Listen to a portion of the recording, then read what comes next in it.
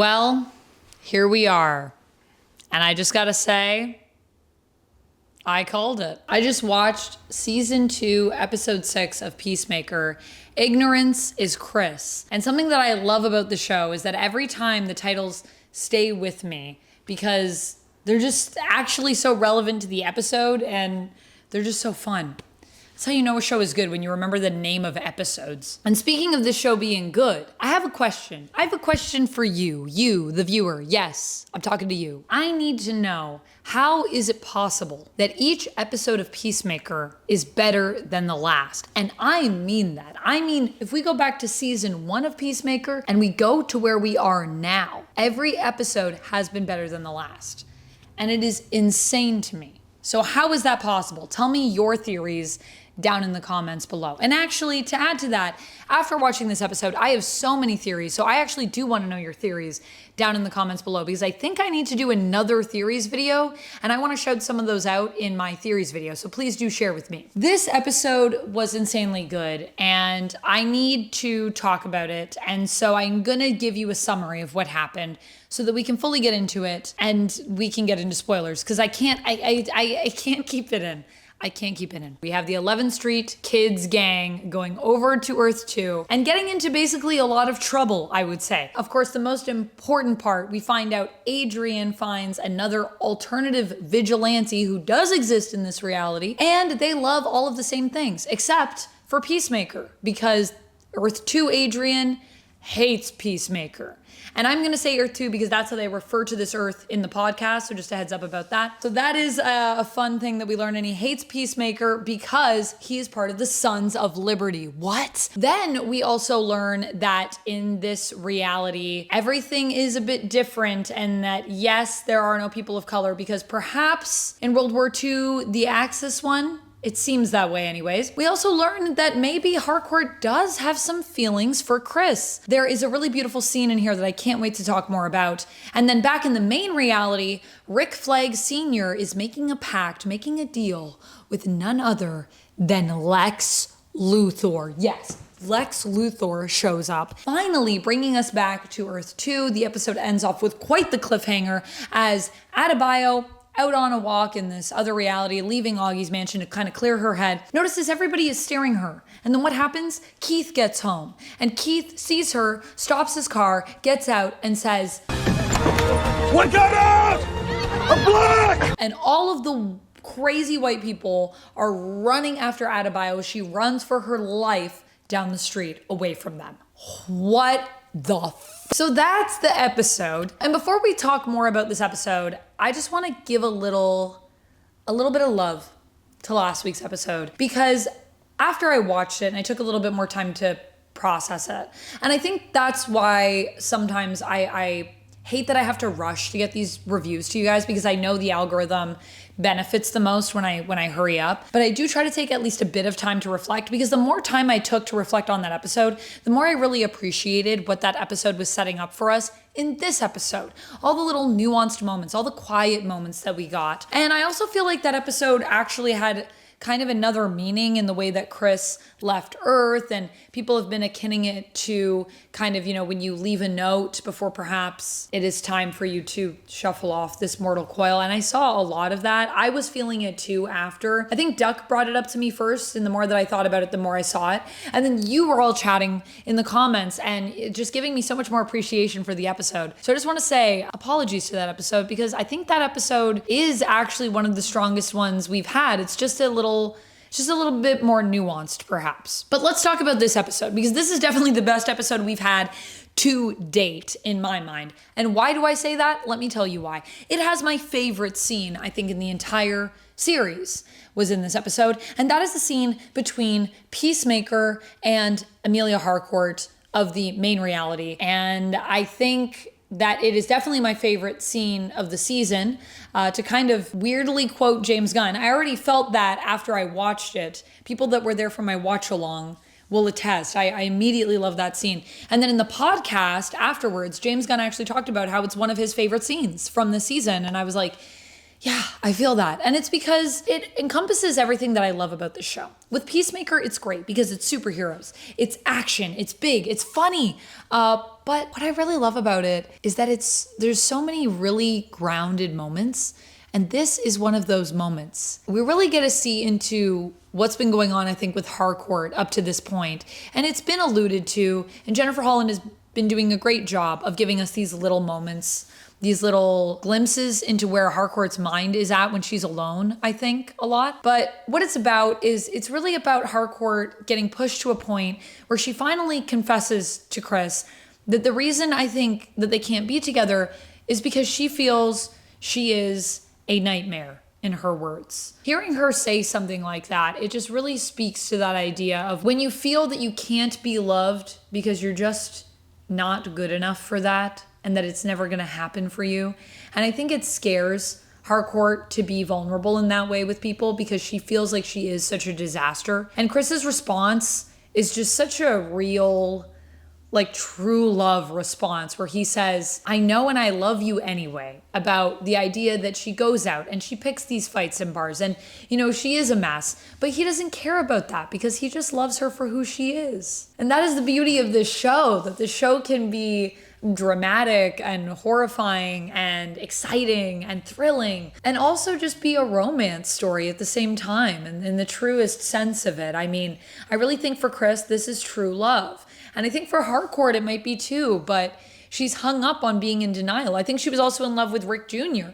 and she was hung up on you know, being in denial of being able to be a person in love. So it's a really beautiful scene. I think it's really well acted by John Cena and Jennifer Holland as their respective characters in it.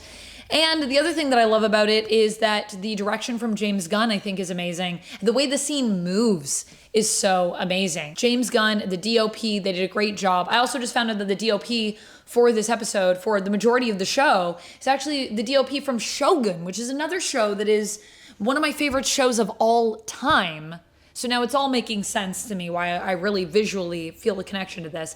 And it's also because I think this scene encompasses why I love James Gunn as a director, actually. This idea, they talk about it in the podcast, this idea of the rule, which is the 180-degree rule. I won't go into too much about what that means, but for those of you that are into filmmaking that are watching this, you probably already know what I'm referring to. It's basically an imaginary line that you can't really cross when you're making scenes in order to keep the scene logical in people's brains. When you break the line, it basically messes with viewers' heads and it's harder for you to follow what's going on. So if you've ever felt a disconnect from film, it might be because people are breaking that rule.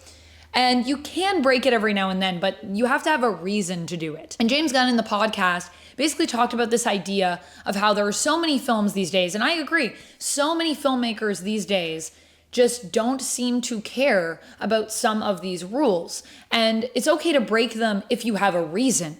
But when you don't have a reason, it makes film harder to follow. It creates a disconnect between the viewer and the story. And I think it's so important, not just as an actor, but as a viewer, to really understand why films work. It's something that I have loved and that I love like as a performer, but I think it's also part of the reason why when I was in college, I was actually told that I should be a director because I actually love all elements of filmmaking. And that's something that James Gunn really brings to the table and that is, I think, becoming a little bit of a lost art. And I mean, there was a lot that was revealed in this episode. Obviously, the whole idea of us being on a seemingly parallel but different Earth X, which I keep referring to as Earth 2. I know Earth 2 is its own thing in the comics, by the way. You don't have to at me. I don't know if you know this about me, but I do read comics a lot. So I know that. But in the podcast and in the script, a lot of the characters from this reality are referred to as the 2 version. So in the podcast, I actually refer to it as Earth 2. So I think it could be maybe our DCEU Earth 2, which obviously is parallels to the comic book and Arrowverse Earth X, which is a reality where, if you're not familiar with it, just quickly, in World War II, the Axis won the war. So that is why everything is the way it is. Why there are no people of color here, all of that stuff. And not to say that this is exactly what happened in this reality. We don't know for sure, but that seems to be what's implied based on the information I have in this episode. And I love that we're not afraid to go to these like insane places. This episode leaves every character on such a cliffhanger. And that's something I love about this. I have all these theories, and sometimes my theories are right, like with Earth X or with Vigilante being a member of the Sons of Liberty, potentially the leader of it. We don't know yet. But I never know where we're going next because everybody's on a cliffhanger. Adebayo's literally running for her life. My favorite character in the show. And I'm just like, oh no, girl. Oh no. But at the same time, how we're going to get out of this, I have a million theories about where we're going in terms of the story overall, but how we get out of this spot, I have no clue. That's why I love it. I love shows like that. Barry is another show that does that really well. If you haven't seen it, I highly recommend checking it out. I love when writers aren't afraid to write you into a corner and leave you with that, because I don't know how Adebayo's going to get, what's going to happen. I hope she's okay. I'm really nervous, honestly, especially because it's James Gunn. So I was just feel like at any time anyone could die. Who knows? Speaking of things I didn't see coming, there's a crazy cameo, of course, from Lex Luthor in this episode. And, I've talked in my theories video about, maybe will we get a Superman something? Will we get something like that? And we kind of did, but I wasn't thinking that it was going to be Lex. So that was a really cool surprise. It was also really cool just seeing Nicholas Holt's Lex in this reality, because obviously this is an adult series. Superman is a family film, so you can do things like swear, and this is also Lex when he's been taken down to the bottom, but he still has that confidence. There's a cockiness to him that, of course, he always exudes. So when Rick Flag Sr. comes to negotiate with him, he just says, why don't you just start off with your best offer, because let's be honest, like, I'm not going to take anything less than that, so don't waste my time, okay? But I even got this sense, even though there's still that smarminess to him, he doesn't really have anything left at this point. He's locked up. He's lost to Superman. He doesn't really have any bargaining chips. And I think that's when we need to be the most afraid of Lex Luthor, especially a Lex Luthor who's played by Nicholas Hoult, who I think is such a good actor. He definitely has the dastardly mind for it. He's got nothing left to lose, this Lex, really. And that's when I think you need to be afraid of that character, when he's backed into a corner. So the fact that he's teaming up with Rick is scary to me. Also, to talk a little bit about Frank Grillo in this episode, one, I just want to say, some people have been talking about the inconsistency of appearance between Frank Grillo as Rick Flag Sr. and the Rick Flag Sr. we got in Creature Commandos. For those that don't know, Frank Grillo actually voiced Rick Flag Sr. in Creature Commandos. And I think it's just a stylistic choice for the look they went for that character in the animated series versus obviously Frank Grillo is Frank Grillo. So he looks like himself in the show. But he's such a great actor. And I think talking about physicality and the importance of that to actors and blocking and things like that. I mean, Frank Grillo is this big action star. Like primarily that is his genre. And I think a lot of the times people that are action stars get underrated and undervalued as performers because it's just like, that's not real acting. But acting is very physical, especially film acting. And it's very clear to me from Grillo's performance in the series that he is an amazing actor. And it's not just in how hard he hits or anything like that. In this scene, for example, there is a little something that happened behind his eyes when he mentions the portal to Lex Luthor.